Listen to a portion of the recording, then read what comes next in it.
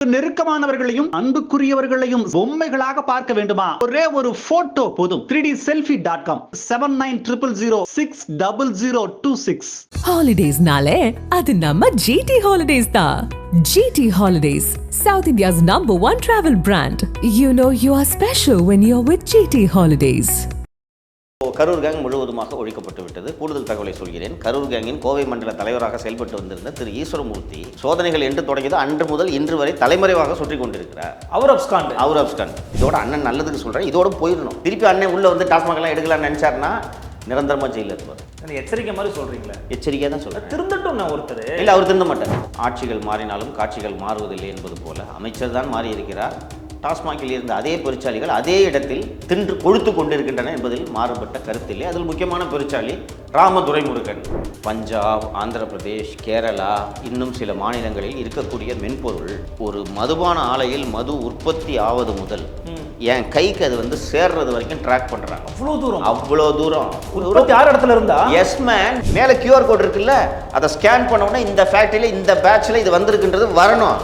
அதுதான் கலப்படத்தை தடுக்கும், சட்டவிரோத வியாபாரத்தை தடுக்கும், பில்ஃபரேஜை தடுக்கும். 300 கோடி ரூபாய் செலவு பண்ணிட்டு இதை கூட பண்ண முடியலன்னா இது என்ன சாஃப்ட்வேர்? இது எதுவுமே பண்ணாதான் சாஃப்ட்வேர். எதுவும் பில்லு அவ்வளோதான். செயல் படுத்துனாங்கன்னா 300 கோடி ரூபாய் அவுட் அருள் மொழி. திருப்பி ஒரு ஊழல். முத்துசாமி கடைசி காலத்தில் ஊழல் பேர்வழி என்ற பேரோடு போவார் சொல்லிக்கிறேன்.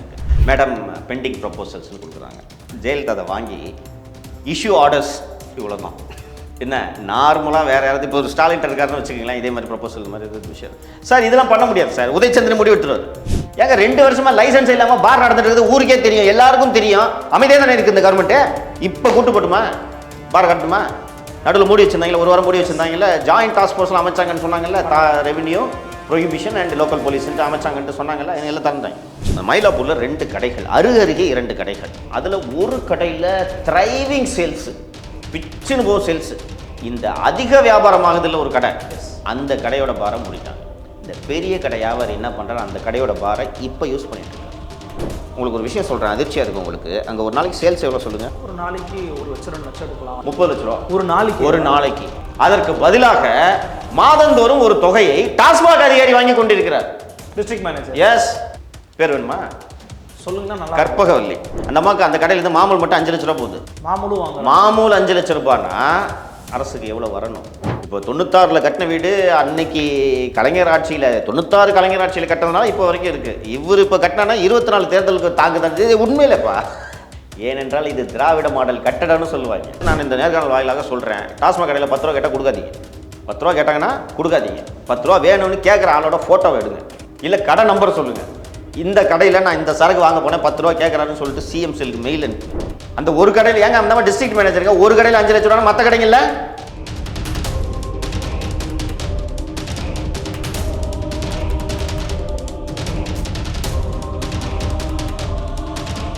ஃபோர்த் ஸ்டேட் தமிழ் நேயர்களுக்கு அருள்மொழிவர்மனின் அன்பார்ந்த வணக்கங்கள். இன்று நமது ஃபோர்த் ஸ்டேட் தமிழ் ஊடகத்தின் பெருதனும் பெருதுகளை சேர்ந்திருக்கிறார் மூத்த ஊடகவியலாளர் மரியாதைக்குரிய திரு சவுக்கு சங்கர் அவர்கள். வணக்கம். வணக்கம் அருள்மொழி. எப்படி இருக்கீங்க? சூப்பராக இருக்கீங்க பாஸ். டாஸ்மாக் தொடர்பாக நிறைய பேசியிருக்கிறோம், நிறைய ரிஃபார்ம்ஸ் நடந்துகிட்டு இருக்கு. முத்துசாமி அவர்கள் அமைச்சர் வந்த பிறகு நிறைய விஷயங்களை பண்ணிட்டு இருக்காருன்னு பார்த்தோம். ஆனால் ரீசெண்டாக ஊழியர்கள் மத்தியிலையும் பேசும்போது இன்னும் அதிகாரிகள் மட்டத்தில் மாற்றங்கள் நடைபெறாததன் காரணமாக நிறைய ஊழல்கள் இன்னும் அப்படியே தான் இருக்குது, இன்னும் அதிகம் கூட ஆயிருக்குது அப்படின்னு வந்து சொல்கிறாங்க. கவனத்துக்கும் கூட சில விஷயங்கள் வந்து நீங்கள் கேள்விப்பட்டிருப்பீங்க. எப்படிப்பட்ட விஷயங்கள் அரங்கேறிக்கிட்டு இருக்கு உங்கள் கவனத்துக்கு வந்த செய்திகள்? அருள்மொழி, ஃபஸ்ட்டு நாமளே வாழ்த்திக்கலாம், தப்பு இல்லை. ஃபஸ்ட்டு இந்த கரூர் கேங்கை ஒழிச்சது முதல் படி. எஸ், அது சாதாரண விஷயம் இல்லை. உண்மை. உங்களுக்கு தெரியும் அருள்மொழி, வெளிப்படையாகவே ஊழியர்களை போய் மிரட்டிகிட்டு இருக்காங்க ஒரு ரவுடி கூட்டம். இது எல்லாருக்குமே தெரிஞ்சு நடக்குது. இந்த ஊழியர்கள் போய் எங்களை ரவுடிங்க மிரட்டுறாங்க, எஃப்ஐஆர் போடுங்கன்னு போய் கொடுக்குற அளவுக்கு நடந்துச்சு. ஆர்ப்பாட்டம் நடந்தாங்க, எல்லாம் நடந்துச்சு. ஆனால் அரசாங்கத்திட்ட ஒரு சின்ன ஒரு ஜெர்க்கு கூட இல்லை. நீங்கள் பார்த்து அசைவு கூட கிடையாது, இல்லை அணுவா கூட அசையில்லை. அந்த விஷயம் பேசுபொருள் ஆகி கொண்டு இருக்கும்போதே என்ன பண்ணிட்டு இருக்காங்கன்னா, அட்டையை வந்து ஸ்டேட் என்ற மாற்றி அட்டையை மாற்றுறாங்க. அடுத்து நம்ம பேசிக்கிட்டு இந்த சமயத்தில் கரெக்டாக இன்னொரு விஷயம் என்ன நடந்துச்சு தெரியுமா? அட்டையை இப்போ சொல்லி முடிச்சு விட்டாங்க. இதே மாதிரி இந்த காலி பாட்டில் இருக்குல்ல, இதையும் ஸ்டேட் என்ட்ராக்கி ஒருத்தர் கரூர் கேங்கு கொடுக்கறதுக்கு ஏற்பாடுகள் நடந்து கொண்டிருந்தன அந்த டயத்தில். ஓகே. அப்புறம் நம்ம அந்த 10 ரூபா பாட்டிலுக்குன்னு ஆரம்பிச்சோன்னா எல்லாம் தான் கத்தி வீடியோ எல்லாம் போட ஆரம்பிச்சிட்டாங்களா. அதனால சரி இந்த பாட்டில் பொறி வை அப்படின்ட்டு ஓரங்கண்ணா இப்போ முடிஞ்சு. அதான் கரூர் கேங்க இல்லையா? ஸோ கரூர் கேங் முழுவதுமாக ஒழிக்கப்பட்டு விட்டது. கூடுதல் தகவலை சொல்கிறேன். கரூர் கேங்கின் கோவை மண்டல தலைவராக செயல்பட்டு வந்திருந்த திரு ஈஸ்வரமூர்த்தி சோதனைகள் என்று தொடங்கியது அன்று முதல் இன்று வரை தலைமறைவாக சுற்றி கொண்டிருக்கிறார். அவர் அப்ஸ்காண்ட். சரியா? இதே மாதிரி ஈபியில் ஒரு அதிகாரி தலைமறைவாக இருந்தார். அவர் டீட்டெயிலாம் எடுத்து கொடுத்துருக்குறேன். தூக்கிறோம் என்ன. ஸோ இது ஃபஸ்ட்டு ஸ்டெப். இயல்பாகவே அண்ணனுக்கு உடம்பு சரியில்லாமல் போச்சு. ஹாஸ்பிட்டலில் படுத்து பார்த்தீங்களா? போய் பார்க்க முடியாது. கைதி அவர் பார்க்க முடியாது. சும்மா வெறும் பேஷண்ட் இல்லை, கைதி பார்க்க முடியாது. படுத்துக்கிட்டாரு. கரூர் கேங் காணாமல் போய்விட்டது. உடனெல்லாம் தேடி வரணும் அவர். தேடி வரும். தேடி வந்தால் தாங்க சண்டை போட முடியும். உடம்பு சரியில்லாதால்கிட்ட போய் சண்டை போட்டால் நல்லா வருது. இன்னொன்று கோடையாக நம்ம உடம்பு சரியில்லாதால போய் சண்டை போட்டுக்கிட்டு இருக்குது. அண்ணன் தெம்பாக வரட்டும், வந்து பழையபடி பத்திரிகையாளர்லாம் சந்தித்து பேட்டுக்கணும், அப்போ ஆரம்பிக்கலாம். இப்போது அண்ணன் இதோட அண்ணன் நல்லதுக்கு சொல்கிறேன், இதோட போயிடணும். திருப்பி அண்ணன் உள்ளே வந்து டாஸ்மாகலாம் எடுக்கலாம்னு நினச்சாருன்னா நிரந்தரமாக ஜெயிலில் இருப்பார். எச்சரிக்கை மாதிரி சொல்கிறீங்களா? எச்சரிக்கையாக தான் சொல்கிறேன். திருந்தட்டும் ஒருத்தர். இல்லை, அவர் திருந்த மாட்டார். செந்தில் பாலாஜி திருந்த மாட்டார். திருந்துட்டும், செய்த தவறுகளுக்காவது தண்டனை அனுபவிக்கணுமா? நம்ம அதுக்கு அனுபவிக்கணும். மற்றதெல்லாம் விட்டுருங்க அருள்மொழி. இது என்ன அருள்மொழி? ஆளுங்களை எல்லாம் கூட்டத்தை சேர்த்துட்டு போய் அதிகாரிகளை அடிக்கிறது. எல்லாரும் திருடுற அருள்மொழி. நான் நிறைய பேர் செல்வந்தர்கள்லாம் பழக்கம் இருக்குது. என்னங்க பண்ணுவீங்க? இன்கம் டேக்ஸ் ஆஃபீஸர் வந்தால் நான் வந்தவொடனே ஒரு பெரிய கும்பிடு போடுவேன். சார் எடுத்துகிட்டு போங்க, என்ன வேணுமோ சொல்லுங்கள், ஐயாவுக்கு காப்பி கொடு அப்படின்னா அவங்கள நல்லா இருக்கிற ஜென்டலாக ஹம்பலாக நடத்துறது பாட்டு. நான் சொல்கிறது பெரிய ஆட்கள். ஓகே, ஏங்க நீங்களே இவ்வளோ பெரிய ஆள் என்னங்க வர்றது? ஒரு சாதாரண குரூப் பி ஆஃபீஸராக இருப்பாருங்க பாருங்கள். குரூப் பி ஆஃபீஸர் தான். அவர் வாழ்நாள் பூரா என்கிட்ட இருக்க பணத்தை நான் ஒரு மாதம் சம்பாதிக்கிறதா அவர் வாழ்நாள் பூரா மொத்த சர்வீஸில் கூட சம்பாதிக்க முடியாதுன்றதுலாம் எனக்கு தெரியும். ஆனால் அவர்கிட்ட இருக்கிற அதிகாரம் யாருக்கிட்ட இல்லை. அவர் அரசு அதிகாரி. ஓகே, அவர்கிட்ட போய் வம்ப எழுத்தோம்னா என் தொழிலை பூரா தொடச்சி எரிஞ்சிட்டு போயிடுவாங்க. இதெல்லாம் பண்ணக்கூடாது தம்பி அப்படின்னாரு. அண்டு மற்றவர்களும் பெரும்பாலும் சொன்னாங்க, ஏங்க ஒரு பெரிய ஆள் சொன்னார் எனக்கு, தமிழகத்தின் மிகப்பெரிய முதலை என்று வைத்துக் கொள்ளுங்க. ஓகே, அவர்கிட்ட அதான் எல்லா பிரச்சனையும் முடிஞ்சிச்சேன். ஐயோ இல்லை தம்பி, அது ஏஜென்சி நம்மளை தொட்டுச்சுன்னா அது சனியன் தம்பி, அது விடாது தம்பி. இன்னும் நான் சுப்ரீம் கோர்ட்டில் பெட்டிஷன் ஃபைல் பண்ணியிருக்கேன் தம்பி அப்படின்னு நான் சொல்கிறது ரொம்ப பெரிய ஆள். அப்படிலாம் இருக்கும்போது நீ யார்? எங்கேருந்து தைரியம் வருது அதிகாரியை அடிக்கிறது? அதுக்கான தண்டனையை அவர் அனுபவிக்கணும். அது ஏஜென்சி விடாது. நான் பண்ணுறதுக்கு இதில் ஒன்றும் இல்லை. ஏஜென்சி விடாது, அவர் அனுபவிப்பார். சரிங்களா? ஸோ ஒரு மீண்டும் இங்கே வருவதற்கான சாத்தியக்கூறுகள்ன்றது இப்போதைக்கு இல்லை. ஓகே. ஸோ நீங்கள் கேட்டதுக்கு இன்னும் நிறைய அதே மாதிரி இருக்கேன்னு கேட்டீங்க. ஃபஸ்ட்டு ஸ்டெப்பு மந்திரி வெளில போயிட்டார். இப்போது அண்ணன் திரு முத்துசாமி அவர்கள் இதோட பொறுப்பை எடுத்துகிட்டு இருக்காரு. ரொம்ப நான் மகிழ்ச்சிகரமான விஷயமாக கடந்த நேர்காணலே உட்காந்து பேசினார் ஊழியர்கள்ட்ட. அப்புறம் கடையை போய் விசிட் பண்ணுறாரு, என்ன அவங்களுக்கு டிஃபிகல்ட்டி அப்படின்லாம் கேட்டிருக்காரு. இது நல்ல தொடக்கமாக நான் பார்க்கிறேன். நீங்கள் சொன்னதை நான் முழுவதும் ஒப்புக்கொள்கிறேன். ஆட்சிகள் மாறினாலும் காட்சிகள் மாறுவதில்லை என்பது போல அமைச்சர் தான் மாறி இருக்கிறார். டாஸ்மாகில் இருந்த அதே பெருச்சாளிகள் அதே இடத்தில் தின்று கொழுத்து கொண்டிருக்கின்றன என்பதில் மாறுபட்ட கருத்தில்லை. அதில் முக்கியமான பெருச்சாளி ராமதுரைமுருகன், ஜெனரல் மேனேஜர் ரீட்டைல் வெண்டிங். ஓகேவா? அவர் இன்னும் அங்கே தான் இருக்கார். ஸோ இது மீதி யாரும் பெரிய அளவில் மாற்றங்கள் நடைபெறவில்லை.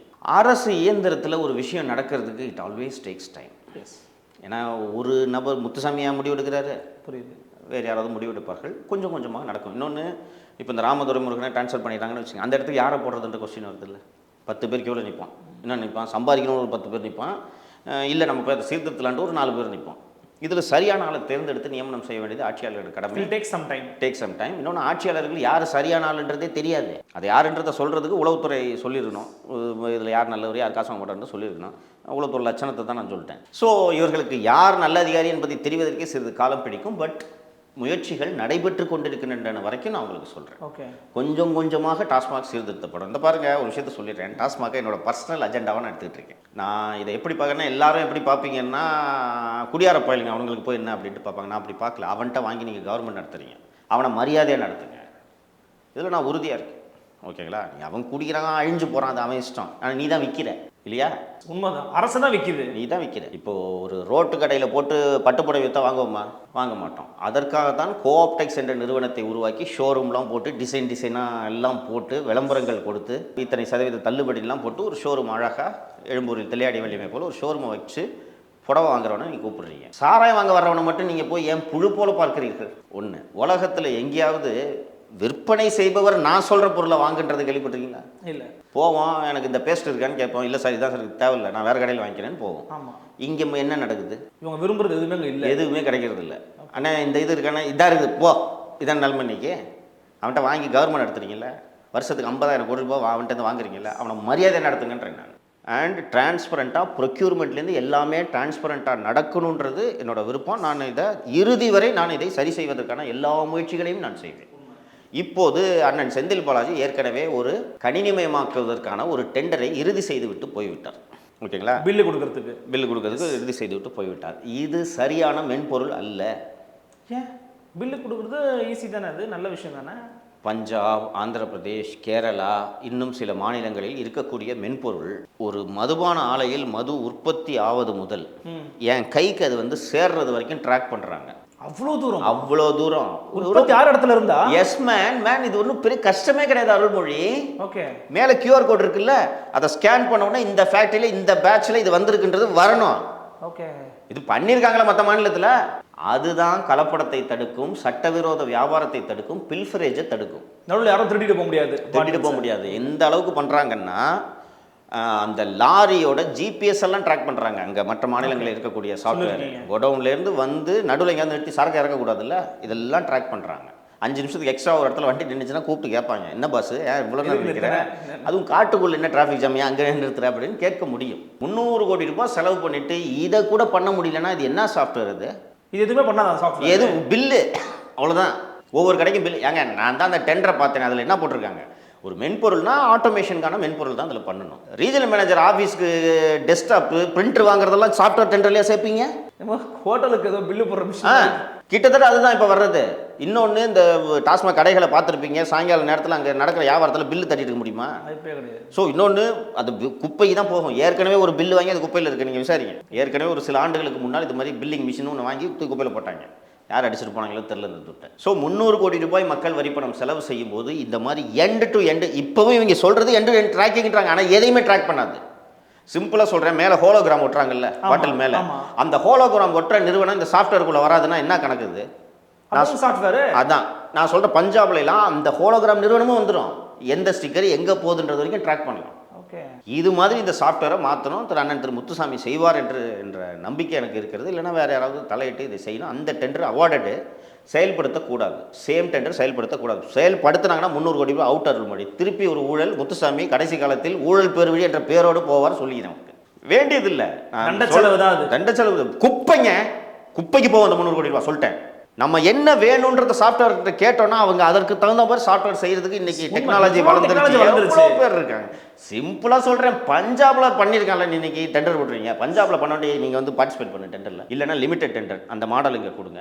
இந்த மாடல்ல எனக்கு சாஃப்ட்வேர் வேணும்னு கேட்டு நீங்க அதற்கான டெண்டரை வெளியிட்டு இருந்தீங்கன்னா TCS வரும், விப்ரோ வரும், காங்கிரசன்ட் வரும், பெரிய பெரிய கம்பெனிஸ் கூட பண்ணிட்டு போகலாம். ஸோ அந்த ஸ்பெசிஃபிகேஷனே தவறு.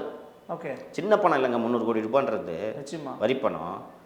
ஸோ அதை சரி செய்யணும். ஓகேவா? ஸோ இப்போ எனக்கு நம்பிக்கை வந்திருக்கு, அந்த சாஃப்ட்வேரை திருத்த முடியுன்ற நம்பிக்கை இப்போது வந்திருக்குது. நான் இப்போ விரைவில் I come out with paper. நான் I will be doing a comparison of other state softwares. அதெல்லாம் பண்ணிவிட்டு ஏன் இந்த சாஃப்ட்வேர் பழுதானதுன்றதுக்கான விளக்கத்தை நான் விரைவில் வெளியிடுகிறேன். கலெக்டிங் டீட்டெயில்ஸ் வெளியிடுகிறேன், பண்ணணும். அண்டு இன்னொரு விஷயம் அருள்மொழி, அழகாக ஒரு உதாரணம் சொல்லியிருக்கேன் ஏற்கனவே, இருந்தாலும் சொல்கிறேன். இந்த லஞ்ச ஒழிப்பு துறையில் பணியாற்றும் ஊழியர்களுக்கு, அதுவும் இந்த ரகசிய பிரிவில் பணியாற்றும் ஊழியர்களுக்கு அடிப்படை ஊதியத்தில் 10% சிறப்பு ஊதியமாக வழங்க வேண்டும்னு ஒரு கோரிக்கை 15 வருடங்களாக நிலுவையில் இருந்தது. ஓகே, கவர்மெண்ட்டில் எதுவுமே ஈஸியாக கிடையாது. நீங்கள் ஒரே ஒரு கம்ப்யூட்டர் வாங்கணும்னு அனுப்பிச்சிங்கன்னா 2 வருஷம் ஆகும். என்ன அங்கேருந்து அது ஃபினான்ஸுக்கு போகும். ஃபினான்ஸில் ஏன் போன வருஷம் தானே கம்ப்யூட்டர் வாங்கினா, அது என்ன சின்ன விளக்கத்தை கொடுன்னு கேட்பாங்க. உடனே நாம் சென்ற வருடம் வாங்கிய கம்ப்யூட்டர் இப்படி ஆயிடுச்சு, எலி கடிச்சிச்சு உயர அப்படின்ட்டு நம்ம பதில் எழுதினோடனே அந்த எலி கடித்த உயரின் புகைப்படத்தை எடுத்து அனுப்புவோம்னு திருப்பி போடுவான். இந்த கரஸ்பாண்டன்ஸ்லேயே 2 வருஷம் போயிடும். நான் சொல்கிறது ஒரு சாதாரண கம்ப்யூட்டர் வாங்குறதுக்கு. இந்த மாதிரி 10% அடிப்படை ஊதியத்தை சிறப்பு ஊதியமாக கொடுக்கணும்னு சொல்லிட்டு கேட்டிங்கன்னா சாதாரணமாக கொடுப்பாங்களா? இந்த கோரிக்கை ரொம்ப நாளாக நிலுவையில் இருந்துச்சு. 96ல் கலைஞர் திமுக ஆட்சி வந்த உடனே அப்போ இந்த ஜெயலலிதா மேலே கேஸில் வழக்கெல்லாம் போட்டாங்கல்ல, அதனால பாருங்கள் நாங்கள் இவ்வளோ வழக்கெல்லாம் போட்டு நல்லா செஞ்சுருக்கோம். எங்கள் ஸ்டாஃபுக்கு இது எதுக்கே அவங்களுக்கு இதுன்னா, இல்லைங்க மற்ற டிபார்ட்மெண்ட்லாம் வருமானம் வரும், இங்கே லஞ்ச ஒழிப்பு துறையில் அதெல்லாம் எதுவும் இருக்காது, இன்னொன்று ரொம்ப கஷ்டப்பட்டு வேலை செய்கிறாங்க அப்படின்னு. அவனுங்களுக்கு சம்பளம் எதுக்கு கொடுக்குறோம்? வேலை செய்யறதுக்கு. அப்புறம் அந்த வேலை செய்யறதுக்கு ஸ்பெஷல் பே கேட்குற போயா அப்படின்ட்டார். கொடுக்கல இல்லைங்க நாங்கள் கஷ்டப்பட்டு அதுக்கு தானே உனக்கு சம்பளம் போ, கரெக்டாக அவர் சொல்லுங்க போச்சா. நான் சொல்கிறது 15 வருஷமாக இப்போ நிலுவையில் இருக்கு. 2001 செல்வி ஜெயலலிதா முதல்வர் ஆகிறார். அப்போது எங்களுக்கு எழுத்தாளர் திருமதி திலகவதி அவர்கள் இயக்குநராக நியமிக்கப்படுகிறார். வந்தவுடனே நான் சிஎம் காலான் பண்ண போகிறேன், என்னென்ன ப்ரொபோசல்ஸ் பெண்டிங்னு சொன்னோன்னே இதில் இந்த ஸ்பெஷல் பேலாம் எடுத்து வைக்கிறோம். ஸ்பெஷல் பே இதோட வந்து ஒரு 70 கம்ப்யூட்டரு, ஒரு 60 ஜீப்புக்கு வாகனங்கள், புதிய அலுவலகத்துக்கு கட்டிடங்கள், அதாவது புதுசாக உருவாகின மாவட்டத்தில் லஞ்ச ஒழிப்புத்துறை இருக்காது இல்லையா? ஸோ அங்கே இருக்க புதுசாக இது ஸ்டாஃபு இதெல்லாம் பல வருஷமாக பெண்டிங்காக இருக்குது. என்னென்னலாம் பெண்டிங்காக இருக்குது கொடுங்க அப்படின்னு கேட்டாங்க. நான் என்னோட போர்ஷன் என்னவோ நான் லிஸ்ட் ட்ரா பண்ணேன். மேடம் வந்து க்ளீனாக எல்லாத்தையும் பண்ணிவிட்டு உங்கள் தலைவர் மேடம் போகிறாங்க. ஒரு மதியம் ஒரு 4 noon பார்த்தாங்கன்னு நினைக்கிறேன். மார்னிங் 4 noon போய் பார்த்துட்டு வந்துட்டாங்க. ஈவினிங் ஒரு 6 மணி ஆகிடுச்சு. ஆஃபீஸு பெரும்பாலான ஊழியர்கள் போயிட்டாங்க. என்னை கூப்பிட்டு ஆஃபீஸில் சங்கர் கொஞ்சம் வெயிட் பண்ணு, கவர்மெண்ட்லேருந்து ஏதோ ஆர்டர் வருது அப்படின்றாங்க அப்படின்னு சொன்னேன். சரி நான் வெயிட் பண்ணேன். சரியாக 7 மணி அந்த ஸ்பெஷல் பே வாகனம் எல்லாம் சாங்ஷன் பண்ண ஜியோ வந்துருச்சு. எல்லாம் ஓகே பண்ணிட்டாங்க. 15 வருஷமாக நிலுவையில் இருந்த இந்த ப்ரொபோசலு அப்புறமா பின்னாளில் கேட்டேன் நான், என்னங்க எப்படி இது ஒரே நாள் வந்துச்சுன்னு கேட்ட உடனே அவங்க தளபதி போய் பார்க்குறாங்க. பார்த்துட்டு அவர்கள் எழுதிய புத்தகங்களை பெருசாக கொடுத்துட்டு மேடம் பெண்டிங் ப்ரொபோசல்ஸ்னு கொடுக்குறாங்க. ஜெயலலிதா அதை வாங்கி இஷ்யூ ஆர்டர்ஸ் இவ்வளோ தான். என்ன நார்மலாக வேறு யாராவது இப்போ ஒரு ஸ்டாலின் இருக்காருன்னு வச்சுக்கிங்களேன், இதே மாதிரி ப்ரொபோசல் மாதிரி இது விஷயம் சார் இதெல்லாம் பண்ண முடியாது சார். உதயச்சந்திரன் முடிவு எடுத்துருவார் சார், இதெல்லாம் பண்ண முடியாது சார். இல்லைங்க பண்ண முடியாது சார், நிதி இல்லை சார், நிதி இல்லையா அப்படின்றது நடந்திருக்காரு. இஷ்யூ ஆர்டர்ஸ் இவ்வளோதான். 7 மணிக்கு ஜியோ வந்துச்சு. இது 7 மணிக்கு ஜியோ வருதுன்னா இதுக்குள்ள ஃபைல் ஃபினான்ஸுக்கெல்லாம் போயிட்டு வரணும். எல்லாருக்கும் போயிட்டு அவங்க ஓகே பண்ணி தான் வரணும். 4 மணி நேரத்தில் முடிஞ்சிச்சுங்க. ஓகேவா? இது அவரது நிர்வாக ஸ்டைல். ஓகே, எல்லாரும் இப்படி நிர்வாகம் பண்ணுவாங்களா நீங்கள் எதிர்பார்க்க முடியும். ஓகேங்களா? இவர்கிட்ட சிஎம் சொல்கிறார் இதுக்கு ஆர்டர் போடுங்கன்னா சார் இதெல்லாம் பண்ண முடியாது சார் அப்படின்னு வர ஒரு ஆஃபீஸர் இப்போ சிஎம் கிட்ட சார் இதெல்லாம் பண்ண முடியாது சார், கஷ்டம் சார் அப்படின்னோடனே அப்படியே சொல்கிறீங்க, பண்ண முடியாதான். இதுதான் நம்ம சிஎம் ரியாக்ஷன். இப்போ இந்த சிஎம் கிட்ட போய் டாஸ்மாகில் இத்தனை பேரை மாற்றணும்னு சொன்னோன்னா எதுக்கு மாற்றணும், ஏன் அப்படின்னு அவர் யோசிச்சுட்டு இருக்கும்போதே செந்தில் பாலாஜியை சொல்லி விட்றாருன்னு வச்சுங்க. டாஸ்மாகில் யாரையும் மாற்றாதீங்கன்னு சொன்னேன்னா அவர் சொல்லிட்டாரா, ரைட் யாரையும் மாற்ற வேணாம்ப்பா அப்படின்றார். இதான் நம்ம தமிழ்நாட்டோட தலையெழுத்து, இன்னைக்கு தலையெழுத்து. ஸோ அதனால் அவ்வளோ வேகமாக நடக்காது. ஆனால் அதற்கான முயற்சிகள் தொடர்ந்து நடைபெற்று கொண்டு இருக்கோம். யார் மூலமாவது இதை சீர்படுத்தணுன்றது என்னோட விருப்பம். ஏன்னா மற்ற டிபார்ட்மெண்ட்ஸை இப்போ மருத்துவமனை சரியில்லை, பள்ளி சரியில்லைன்னா எல்லாரும் பேசுவாங்க. இதை எல்லாருமே ஒரு மாதிரி சங்கடமாக பார்க்குறாங்க இல்லையா, ஒரு வெறுப்பாக தான் பார்ப்பாங்க. அவங்களுக்கு என்ன வசதி என்ன இது அப்படின்றாங்க. நான் அப்படி பார்க்கல. அவன்கிட்ட துட்டை வாங்கி நீங்கள் கவர்மெண்ட் நடத்துறீங்க, அவனுக்கு மரியாதை எங்கே 50,000 கோடி வருஷத்துக்குன்றது சின்ன தொகை கிடையாது. அருள்மொழி ஒரு கடையோட வருமானம் சொல்லும்போது நம்ம பக்குன்னு அதனால இதை சரிப்படுத்தியே தீர வேண்டும். இந்த கவர்மெண்ட் எவ்வளோ நாளைக்கு இருக்குன்னு தெரியல, இருக்கிறதுக்குள்ள சரி பண்ணுறாங்களான்னு முயற்சிகளை எடுப்போம். சும்மா இப்போ இந்த கடை தொடர்பாக குறிப்பாக நமக்கு வந்து கடை தகவல் படி மயிலாப்பூரில் ஒரு குறிப்பிட்ட கடையில் நடக்கக்கூடிய முறைகேடை பற்றியும் நம்ம தகவல் வந்து உங்களுடைய பார்வைக்கு வந்து கொண்டு நினைக்கிறேன். இந்த முறைகேடுகள் வந்து அரசின் கவனத்துக்கு போயிருக்காதா?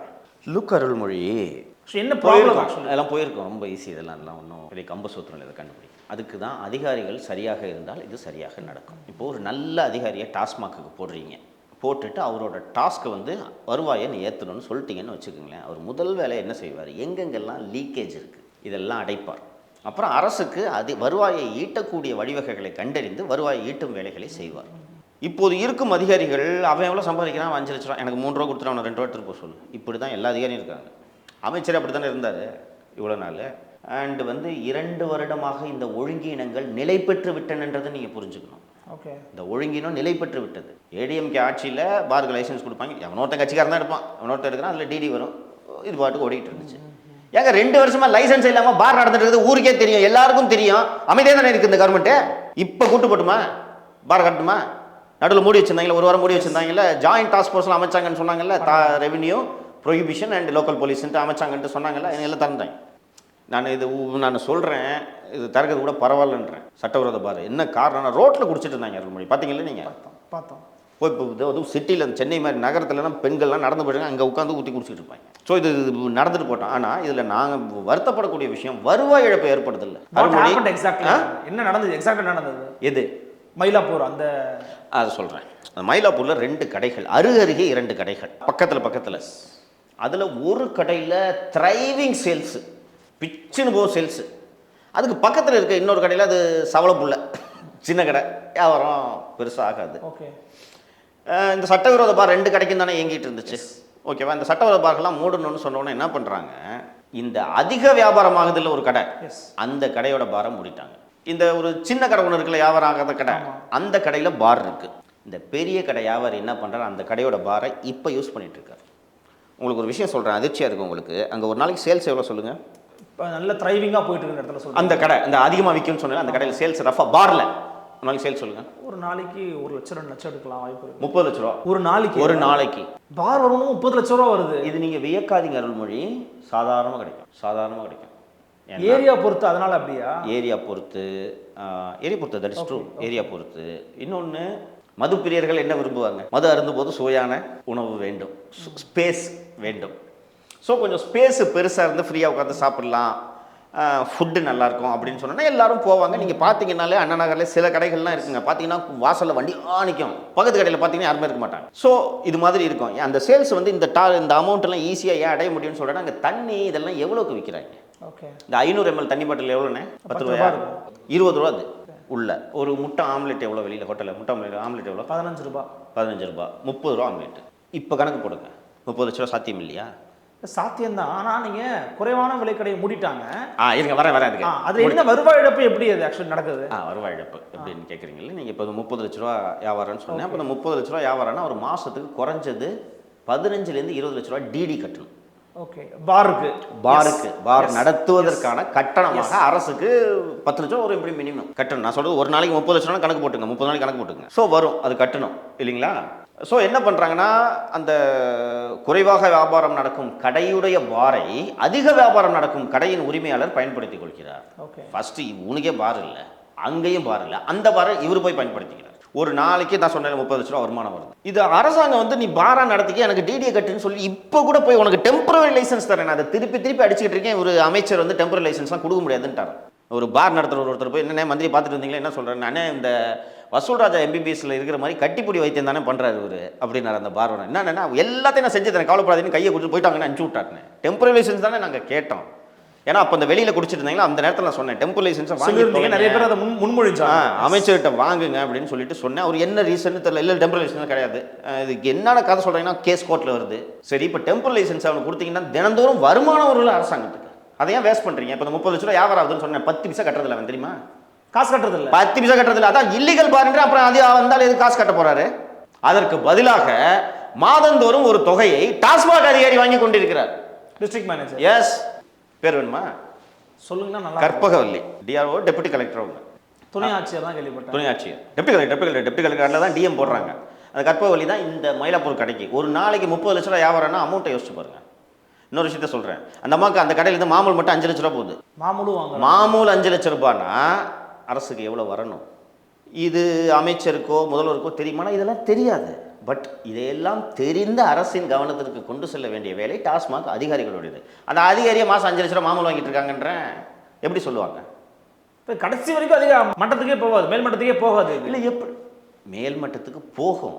மேல் மட்டத்தில் இருக்கவங்க நல்லாட்சி தர வேண்டும் என்ற எண்ணத்தில் இருந்தால் மேல் மட்டத்துக்கு போக வேண்டும். இதுவரைக்கும் டாஸ்மாக் சீர்திருத்தம் பற்றி யாருமே பேசுனது இல்லையா? அப்புறம் எப்படி மேல் மட்டத்துக்கு போகும்? எப்படி போகும் மேல் மட்டத்துக்கு? யாருக்கு அக்கறை இருக்குங்க? 2 வருஷமா தான் கத்திட்டு இருக்கோம் இல்லைங்க, பாட்டிலுக்கு 10 ரூபா வாங்குறாங்க, இல்லீகல் பார் நடக்குது, நம்ம தானே கத்திட்டு இருக்கோம். ஏன் அரசுக்கு இது ஏன் தெரியல? என் ஸ்டாலினுக்கு இது தெரிய வேண்டாமா? எதுக்கு செய்யமா இருக்காரு? ஒரு கடையில் 30 லட்ச ரூபா வியாபாரம்னா தமிழ்நாடு பூரா வந்து பார்ஸோட எண்ணிக்கை யோசிச்சு பாருங்க. 1 கோடி பேர் போறாங்க ஒரு நாளைக்கு டாஸ்மாக்கு. சொன்னீங்க போய் அந்த பார்ல வரக்கூடிய வருமானத்தை இதோட எக்ஸ்ட்ராபுலேட் பண்ணி சுமாராக கணக்கு போடுங்க. அரசாங்கத்துக்கு ஒரு மாசத்துக்கு குறைந்தபட்சம் ஒரு மாதத்துக்கு, நான் சொல்றது ஒரு நாளைக்கு 1 கோடி, ஒரு மாதத்துக்கு 50 லட்ச ரூபாய் வருமானம் அரசுக்கு வருமா வராதா? பார்ல சாதாரணமாக வரும். ரொம்ப நார்மல். 5000 கடை 50 லட்ச ரூபா நான் மினிமம் அமௌண்ட்டை சொல்கிறேன். இந்த 50 லட்சம் எடுத்தனா 4 ஸ்கூலை கட்டலாம், மருத்துவமனைகளை சரி பண்ணலாம். வேஸ்ட்டாக போ, தனியார் எடுத்துக்கிட்டு போகிறான்ல. சரி, மாற்றிட்டீங்க, அவரை தூக்கி இலக்கால அமைச்சராக வச்சிருக்கீங்க. நீங்கள் அண்ணன் முத்துசாமி எடுத்துட்டாரு. இப்போ இவராவது வந்து டெம்பரேச்சர் ரெவென்யூ இன்க்ரீஸ் பண்ணுங்க சார். தலையை பிச்சுட்டு உட்காந்துட்டு இருக்காங்க. 1000 ரூபாய் எப்படி கொடுக்குறதுன்னு தெரியுமா? அந்த விஷயம் வர ஓடிட்டு இருக்கு உள்ள. அப்புறம் பண்ணணுமா? தான் அறிவிச்சிட்டார்ல படோடாபாமாக செப்டம்பர் 15 என்று. எங்கேருந்து துட்டு வரும்? அது சொல்கிறேன், நீங்கள் அது ஸ்கீம் சரி தப்பு அது விடுங்க, அது ஒரு வேறு விவாதம். அந்த ஸ்கீமுக்கு கொடுக்கறதுக்கு ஃபண்ட் எங்கே போவீங்க? மாதம் 1000 கோடி எடுத்து வைக்கணியா? அக்டோபர் மாதத்துலேருந்து எங்கே போவீங்க? இதை சரி பண்ணாமல் அதை கொடுக்கலாம்.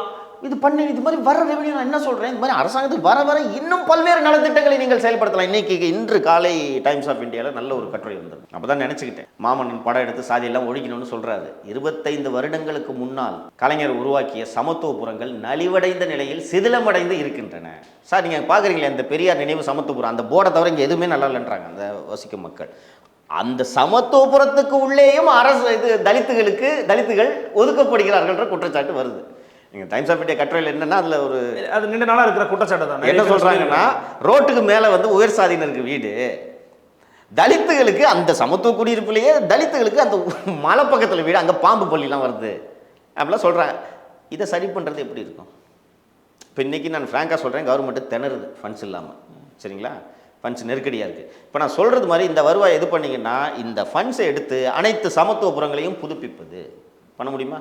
பண்ணலாம். ஆனால் ரீசெண்டாக இப்போ புதுசாக சமத்துவ திறந்துருக்குறாங்கன்னு நினைக்கிறேன். அது திறந்துருக்காங்க. 25 ஆண்டுகளாக உள்ள சமத்துவபுரங்களின் நிலைமை என்ன? சமத்துவமாக இல்லை. இல்லை. நான் இன்ஃப்ராஸ்ட்ரக்சர் அந்த சிக்கல் சிக்கல் வருவீங்க. அது ஜாதி இங்கே இருக்குது, மீண்டும் மீண்டும் சொல்லுவேன், ஜாதி இங்கே இருக்குது, அங்கே போய்ட்டு அங்கேயும் போய் ஏதாவது சேட்டை பண்ணிட்டு இதெல்லாம் அரசு எதுவும் பண்ண முடியும். பட் அதை ரெடி பண்ணலாம். இன்ஃப்ராஸ்ட்ரக்சரை சொல்கிறீங்க பண்ணலாம்ல. உள்ள அங்கே எங்கேயாவது தண்ணி கிண்ணி குடியிருப்பு இடிச்சு 25 வருஷம் ஆச்சு. வீடு நல்லா கட்டியிருந்தா கூட கொஞ்சம் பழசாக இருந்திருக்கும். இப்போ 96 கட்டின வீடு அன்னைக்கு கலைஞர் ஆட்சியில் 96 கலைஞர் ஆட்சியில் கட்டினதுனால இப்போ வரைக்கும் இருக்குது. இவர் இப்போ கட்டினா 24 தேர்தலுக்கு தாங்குதான். இது உண்மையிலப்பா. ஏனென்றால் இது திராவிட மாடல் கட்டடம்னு சொல்லுவாங்க. சிரிக்கிறீங்க. இந்த கவர்மெண்ட் வந்த பிறகு அந்த புளியந்தோப்பு குடிசை மாற்று வாரிய குடியிருப்பு வந்து அந்த இதெல்லாம் ஒழுகுதுன்னு சொன்னவொடனே சேகர்பாபு வந்து என்ன வீராவேசமாக சொன்னார் ஞாபகம் இருக்கா? ஐஐடி கியூப் ரிப்போர்ட்டு வரட்டும், அந்த ஒன்று எப்படி ஆக்ஷன் எடுக்கிறேன்னு சொன்னாரா? இப்போ அதே நிறுவனத்துக்கு இந்த மின் பூங்காவை ஏதோ ஒன்று கட்டினாங்க இப்போ ரீசெண்டாக.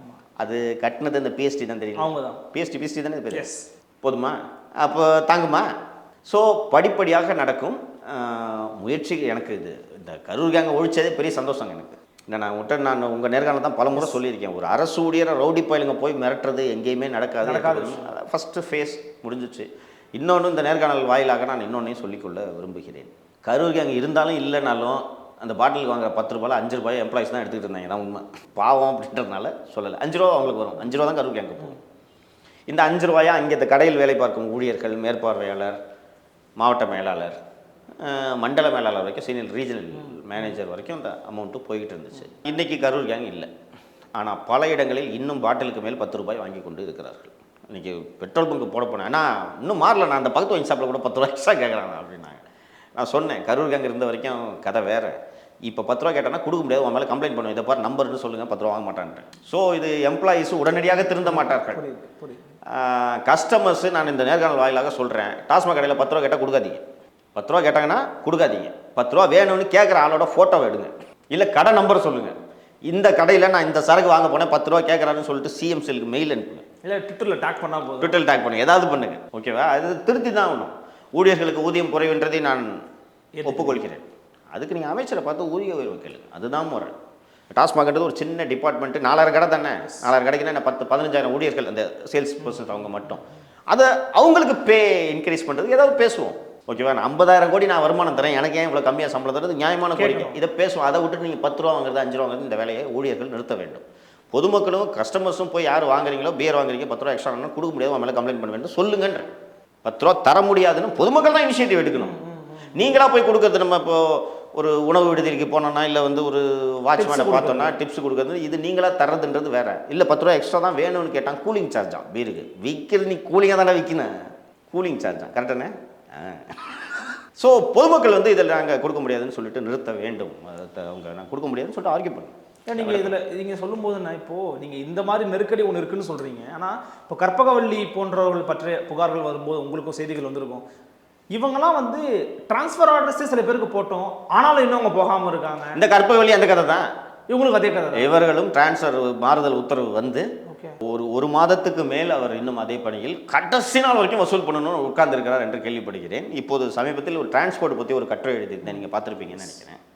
அதில் ரமேஷ் என்பவரை பேத்திக்குப்பம் செக் போஸ்ட்டுக்கு போட்டிருந்தாங்க அப்படின்ட்டு நான் போட்டிருந்தேன். அப்புறம் நம்ம கட்டுரை வெளியானதுக்கு பிறகு அப்போது போக்குவரத்து ஆணையராக இருந்த திரு நிர்மல்ராஜ் அவர்கள் அவரை தூக்கி களியக்கா விலையில் போட்டிருக்கிறார். எங்கே இருக்குது களியக்கா விலை? திருநெல்வேலியா? கன்னியாகுமரி. கன்னியாகுமரி அந்த எண்டுக்கு போ அப்படின்னு அவரை போட்டுட்டார். 20 நாளாக ஜாயின் பண்ணல அந்த மோட்டர் வெஹிக்கிள் இன்ஸ்பெக்டர் நான் டெக்னிக்கல் ரமேஷ் அவர் பேர். 20 நாளாக ஜாயின் பண்ணல.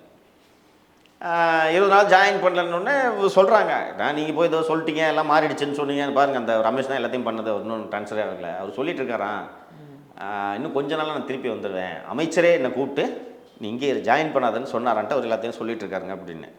அப்புறம் சிஎம்ஓ டேக் பண்ணி இந்த மாதிரி ஏன் ரமேஷ் இன்னும் ஜாயின் பண்ணலன்னு போட்டேன். மறுநாள் போய் ஜாயின் பண்ணிட்டார். ஜாயின்டு ஓகே களியக்கா விலையில்.